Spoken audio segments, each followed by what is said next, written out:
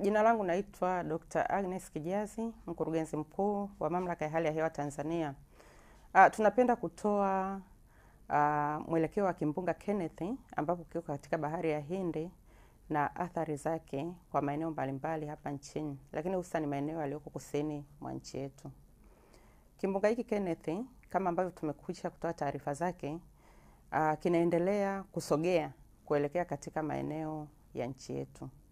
Na mpaka kufikia leo asubuhi tayari kilikuwa kimefika karibu kabisa na pwani ya nchi yetu, lakini pia na pwani ya Msumbiji. Kama jinsi ambavyo tunaona katika ramani hii, kimbunga hiki tayari kimeshakuwa na jicho, tunaita jicho, kitaalamu tunasema kinakuwa na eye.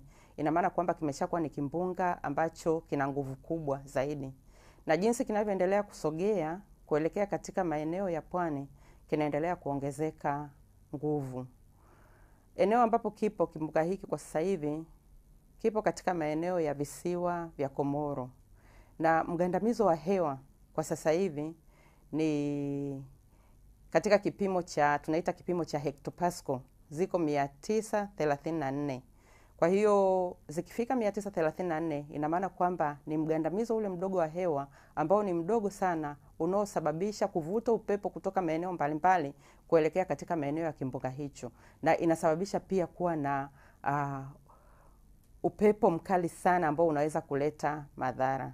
Kasi ya upepo kwa sasa hivi imeshafikia kilomita 130 kwa saa, lakini tunaona jinsi kimbunga hiki kinavyoendelea kuongezeka nguvu, kasi ya upepo endelea kuongezeka. Mpaka kufikia leo mchana kwenye saa 9 tunatarajia kwamba kasi inaweza ikawa imekwisha kufika kilomita 140 kwa saa, na tayari kimbunga kitakuwa kimesogea hadi kufikia latitude 11.9 kusini na 40.2 longitude mashariki, na kitakuwa umbali wa kilomita 177 kutoka pwani ya Mtwara. Ni matarajio yetu kwamba kimbunga hiki kitaendelea kusogea kuelekea katika maeneo ya pwani, na hadi kufikia kesho tarehe 26 mwezi wa 4 2019 nyakati za asubuhi na zaidi sana alfajiri, kimbunga hiki kitakuwa kinatua katika nchi kavu na kitakuwa katika ardhi ya Msumbiji, ambapo kinatarajiwa kutua katika maeneo ya latitude 12.3 kusini na longitude 39.4 mashariki, na kitakuwa umbali wa kilomita 237 kutoka eneo la pwani ya Mtwara. Na kwa kawaida kimbunga kinapotua kinapunguza nguvu ya ule upepo. Tunatarajia kwamba upepo utapungua kutoka zile kilomita 140 kwa saa zitafikia kilomita 100 kwa saa wakati kitakuwa kimetua. Lakini upepo huu wa kilomita 100 kwa saa katika nchi kavu ni upepo ambao ni mkubwa, unaweza ukasababisha athari katika maeneo husika. Tumejaribu kukiangalia kimbunga hiki kwamba mzunguko wake ambao unaweza kuleta athari ni mzunguko wa kiasi gani. Tumeona kwamba ni kama kilomita 600.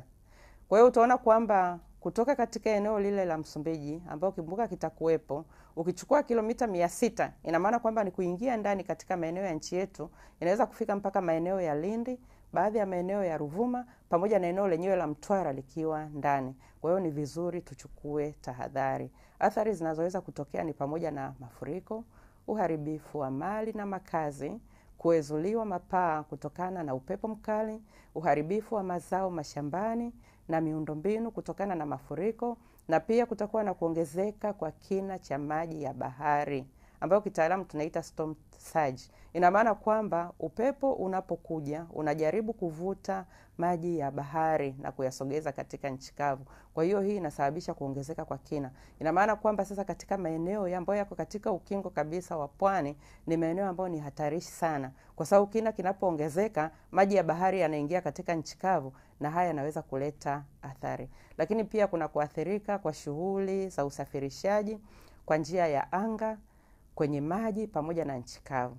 Tuendelee tu kutoa tahadhari kwamba katika kipindi hiki ambacho mamlaka ya hali ya hewa inaendelea kufuatilia na kuangalia mwenendo wa kimbunga hiki, ni vizuri wananchi wakiendelea kuwa katika maeneo salama kama jinsi ambavyo serikali imekwisha kuelekeza katika maeneo mbalimbali ambayo yametengwa, ambayo ni maeneo salama. Wakati huu tunaona kwamba katika maeneo ya Mtwara wananchi wanaweza wakaona kwamba kuna hali ya mvua ambazo ni mvua tu za kawaida, lakini tunataka kutoa tahadhari kwamba mvua ni za kawaida kwa sasa hivi, lakini hiki kimbunga kinaendelea kusogea. Kadiri kinavyosogea ndio ambavyo athari zake zitaweza kuonekana. Kwa hiyo ni vizuri kwamba wananchi wakaweza kuchukua tahadhari. Unaweza ukaona mwenyewe katika ramani hii jinsi ambavyo kimbunga hiki kinaendelea kusogea. Kinasogea kuelekea katika maeneo ya nchi yetu, lakini pia ni matarajio yetu kwamba kadiri siku zinavyokwenda hadi kufikia Jumatatu kitakuwa kimetoka tena katika nchi kavu na kuweza kuelekea katika maeneo ya bahari. Kwa hiyo unaona kuna siku za kutosha ambazo kimbunga hiki kitaendelea kuwa katika maeneo ya nchi kavu. Tuendelee kuchukua tahadhari ili kuokoa maisha ya watu pamoja na mali zao. Maelekezo yanayotolewa yote na serikali tuendelee kuyafuatilia na kuweza kuyachukulia katika umuhimu unaostahili. Sisi kama mamlaka ya hali ya hewa tunatoa shukrani sana kwa ofisi ya waziri mkuu, hasa kitengo cha maafa, kwa sababu tumekuwa tukishirikiana tukiwapa taarifa hizi, na taarifa hizo wamekuwa pia wakizifikisha kwa wananchi, hasa katika lile eneo ambalo ni la athari zinazotarajiwa na nini kifanyike. Kwa hiyo maelekezo haya yote ambayo yametolewa ni vizuri kwamba tukayachukulia katika umuhimu unaostahili. Nichukue nafasi hii tu kusema kwamba kimbunga hiki ni kama ni kimbunga cha kwanza ambacho kina ukubwa huu kuweza kufika katika maeneo ya nchi yetu.